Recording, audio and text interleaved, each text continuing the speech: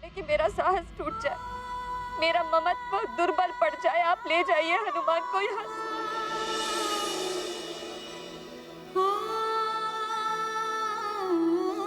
देवी अंजना, समय हमारे जाने का हुआ है, हनुमान के जाने का नहीं।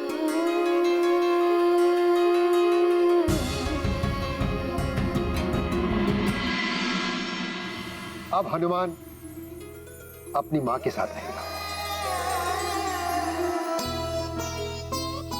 अपने परिवार के साथ। मैं वैदराज पूर्ण प्रसन्नता के साथ स्वेच्छा से आज हनुमान का प्रतिदान हनुमान के परिवार को कर रहा हूं।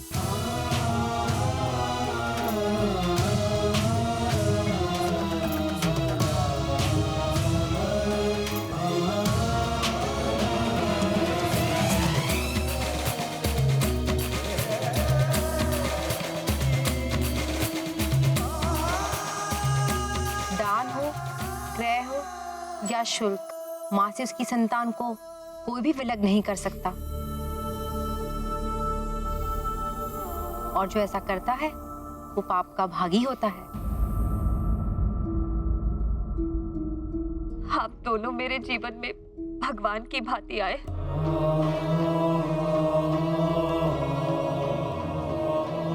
मेरे हनुमान की मनोदशा भी ठीक कर दी। हम सदैव आपके ऋणी रहेंगे। आपको शत शत नमन। आप दोनों को शत शत नमन। पुत्र, अपनी माता का ध्यान रखना, अपने कर्तव्य निभाना। किंतु हमें मत भूल जाना।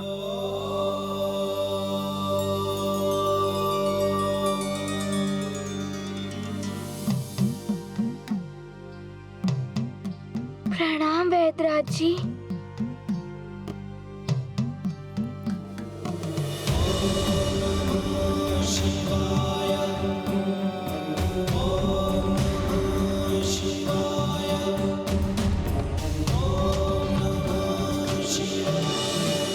आप दोनों को भूल जाना तो स्वयं को भूल जाने के समान है। मैं आपके घर आऊंगा आपकी सेवा करने। आपका पुत्र ही तो हूँ। आयुष्मान भाव, कीर्तिमान भाव।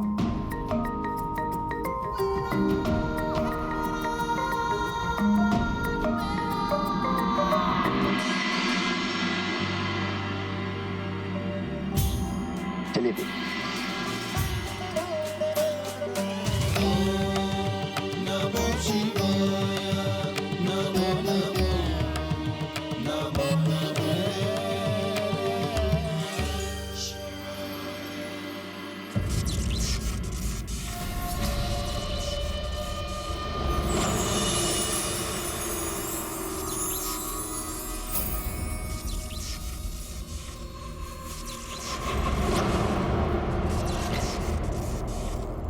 शनिदेव, भयभीत होते होंगे सब आपसे, किंतु मैं चंद्रदेव हूँ।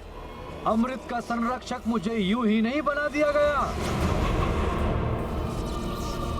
रक्षक,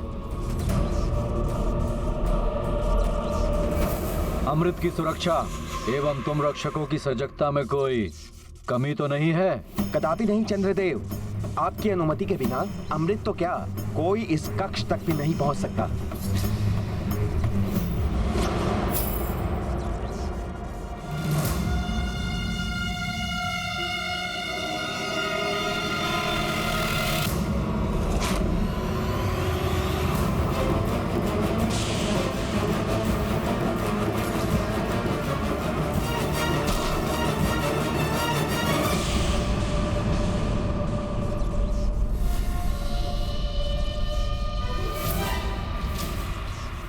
और यदि भूल से कोई प्रविष्ट हो भी जाए तो उसकी भी यही दशा होगी।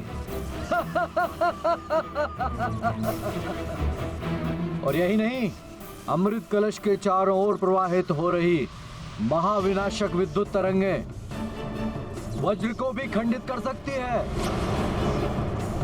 काल के वशीभूत होकर ही कोई यहाँ पर आने की मूर्खता कर सकता है? शनिदेव, अमृत पूर्णतया सुरक्षित है मेरे संरक्षण में।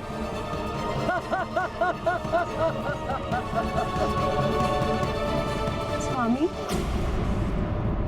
आप यहाँ और मैं आपको कहाँ कहाँ ढूंढ रही थी।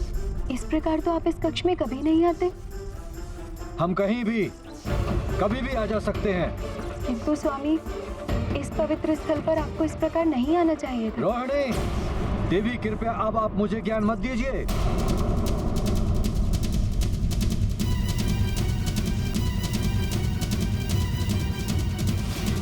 रुकिए स्वामी। स्वामी, पिताश्री ने अभिमंत्रित की हुई रत्न जड़ित अंगूठी आपके लिए भेजी है। ये आपको समस्त बुरे प्रभावों से रक्षित करेगी। भविष्य में आपकी ग्रह दशा पर पड़ने वाले शनिदेव के बुरे प्रभाव को भी ये नष्ट करेगी।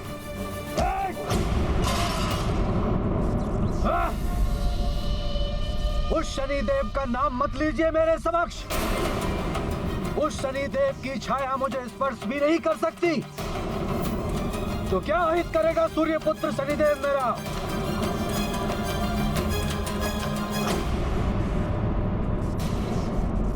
अब आप भी मुझे ज्ञान देने चली आई चित्रा।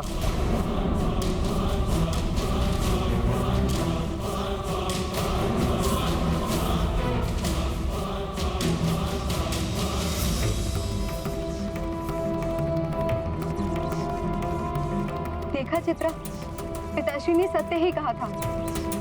इन पर शनिदेव का प्रभाव है।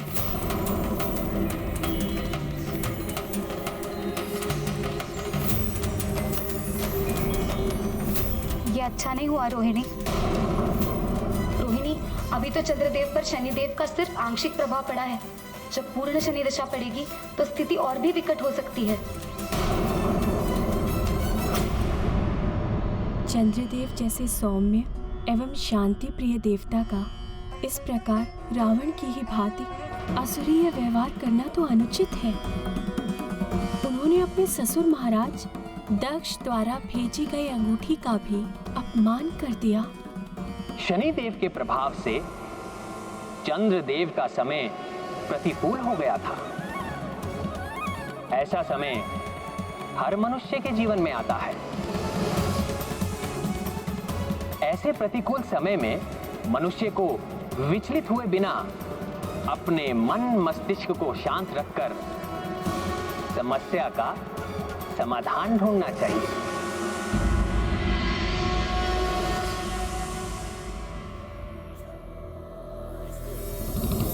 माँ,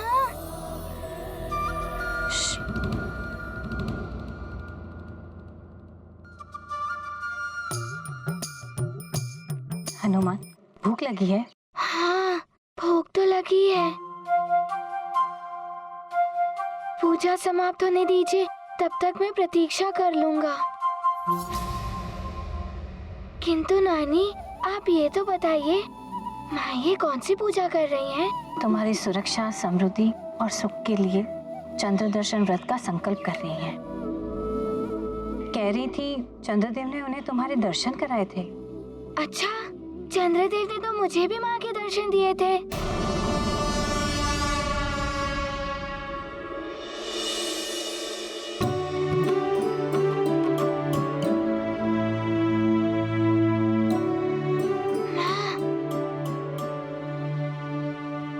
माँ, चंद्रदेव ने आपके मुझे भी दर्शन करवाए थे।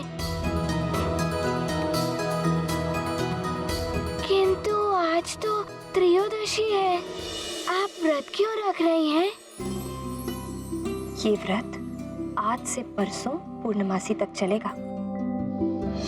ये विशेष महापूर्णिमा की रात्रि 108 वर्षों पश्चात आ रही है। ऐसा माना जाता है कि महापूर्णिमा पर चंद्रदेव सारे जगत पर अमृत की वर्षा करते हैं। किंतु इस पूर्णमासी पर ग्रह योग के अनुसार चंद्रदेव पर शनिदेव की दशा आरंभ हो रही है।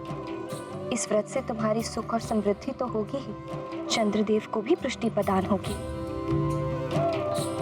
महारानी जी, अब आप अपनी अंजलि आगे कीजिए।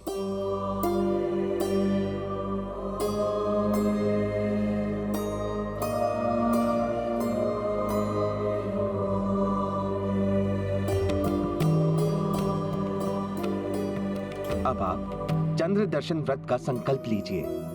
मैं जो कहूँगा आप उसे दोहराइए।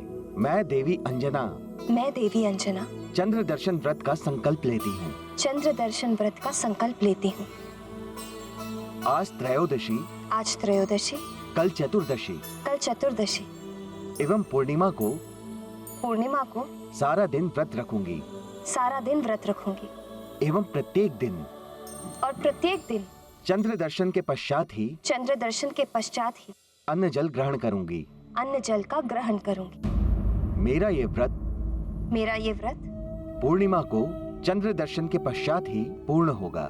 पूर्णिमा को चंद्र दर्शन के पश्चात पूर्ण होगा। ओम चम चंद्राय नमः। ओम चम चंद्राय नमः। सामग्री यहाँ डाल दीजिए।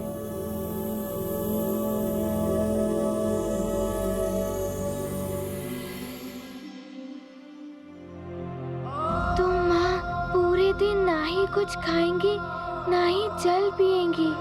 महारानी जी, आपकी संकल्प पूजा विधि संपन्न हो गई है। चंद्रदेव आपको और आपके परिवार को सुख और समृद्धि प्रदान करेंगे। प्रणाम पुरोहित जी। धन्यवाद। आप लोग दक्षिणा और भोजन ग्रहण कर कर ही जाइएगा। अवश्य। माँ,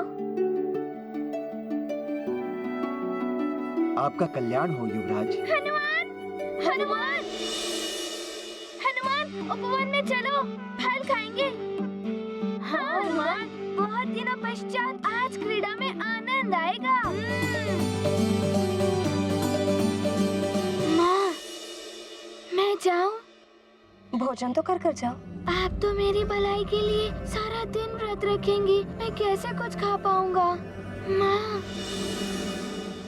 मुझे भूख नहीं है, मैं जाऊँ? ठीक है जाओ, किंतु दूर मत जाना। अच्छा माँ। शीघ्र आ जाना पुत्र। हनुमान, अरे ये कहाँ चला गया? अभी तो कह रहा था कि भूख लगी है।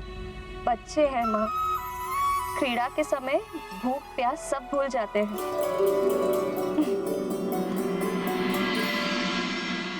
नील, ये लो तुम्हारे लिए फल। हनुमान, तुमने कैसे पिशाचों को परास्त किया? हाँ, पिशाच तो बड़े भयानक होते हैं। बताओ ना क्या हुआ था? बातें बाद में करेंगे, बहुत दिन हो गए क्रीड़ा का आनंद नहीं लिया। आज क्रीड़ा का आनंद लिया जाए। किंतु किस क्रीड़ा का आनंद ले? हनुमान तो अपनी शक्तियों से हमें परास्त कर देगा। हनुमान, तुम हमें वचन दो, तुम क्रीड़ा में वरदानी शक्तियों का उपयोग नहीं करोगे। तो ठीक है, मैं वचन देता हूँ। अच्छा, कौन सा खेल खेलेंगे? कुछ ज्ञान मुझसे भी ले लो। कंदुक प्रहार क्रीड़ा कैसी रहेगी? बहुत अच्छा रहेगा। तो चले? देखो, मैं तृतीय तक गिनूंगा और जिसने तृतीय पर ये कंदुक उठा ली वो पहले प्रहार करेगा। सावधान। प्रथम, द्वितीय और तृतीय। मैं पकड़ूंगा, मैं पकड़ूंगा। हाँ, इधर देना। मैं लूंगा। रुको, तुमने कंदुक फिर से उठा ली? तुम वरदानी शक्ति का उपयोग कर रहे हो। नहीं, मैं तो दौड़ कर आया। तुम्हें शीघ्रता से नहीं दौड़ रहे थे, तो मैं क्या करूं? अच्छा, तो तुम किसी और पर प्रहार करो तो मैं भी दौड़ सकूं। फिर देखते हैं ये कंदुक पहले तुम उठाते हो या मैं उठाता हूँ। अच्छा, तो ऐसा है। संभलो सुशेर।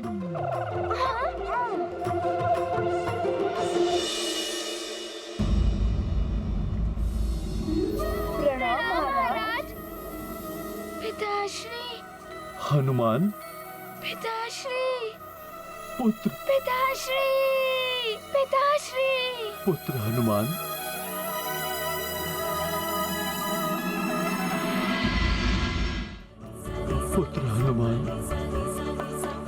पिताश्री,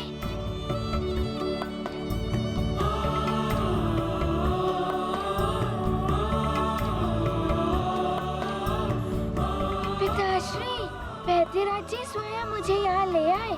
हाँ पुत्र, ये तो बड़ा उपकार है वैद्यराज जी का, जो उन्होंने मेरा पुत्र और सुमेरु का राजकुमार लौटा दिया।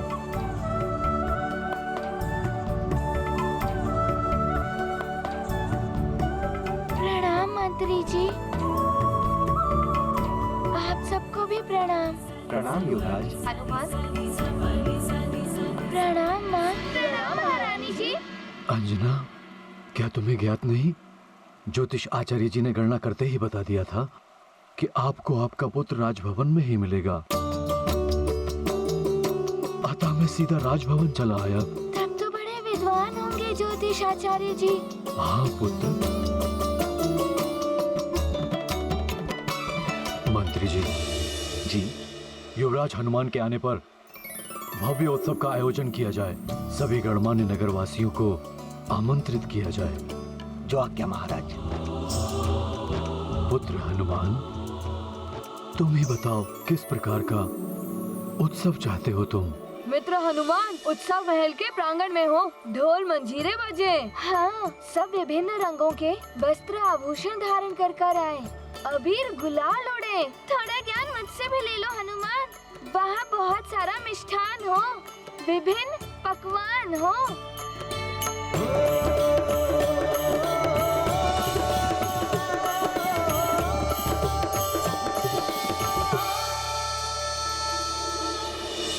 बैठिए, मैं आपको भोजन परोसता हूँ। प्रजा की सेवा करना राजा का प्रथम कर्तव्य है। मुझे भी तो आप सबकी सेवा करने का सौभाग्य मिलना चाहिए। प्रजा के प्रति तुम्हारा ये प्रेम देखकर मुझे अति प्रसन्नता हुई। तुम जैसा कहोगे वैसे ही उत्सव का आयोजन होगा। बताओ पुत्र, क्या इच्छा है तुम्हारी? मैं एक नया हनुमान देख रही हूँ। तुम्हारी शिक्षा एवं तुम्हारी यात्रा ने तुम्हारे विचारों को परिपक्व बना दिया। मुझे गर्व है तुम पर। तुम सत्य कह रही हो अंजना।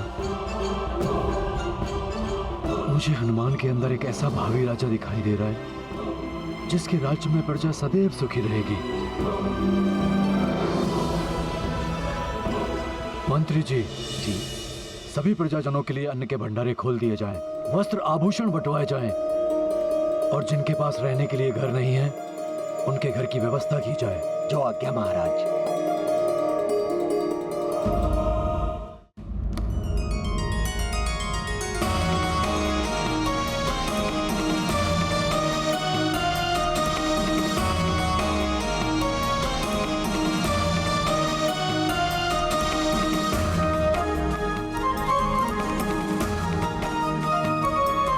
अनुचरों, ये अन्य वस्त्र आदि सुमेरु नगर के हर घर में वितरित किया जाए। जो निर्धन है या जिन्हें इसकी आवश्यकता है, हर घर में आनंद उत्सव होना चाहिए।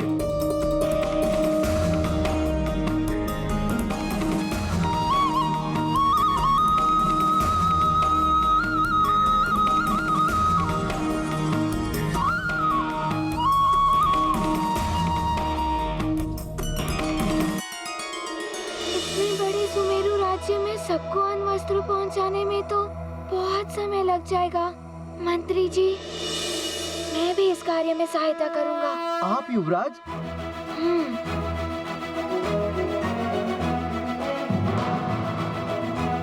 माँ, मुझे दाल चाहिए। घर में है ही नहीं दाल, तो दूं कहाँ से? हनुमान जैसे युवराज पाके हम तो धन्य हो गए।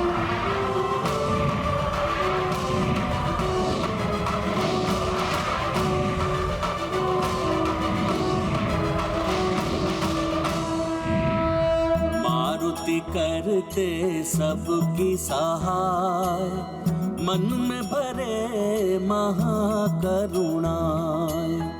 अपनी प्रजा का रखते मान, महाकृपालु वीर हनुमान।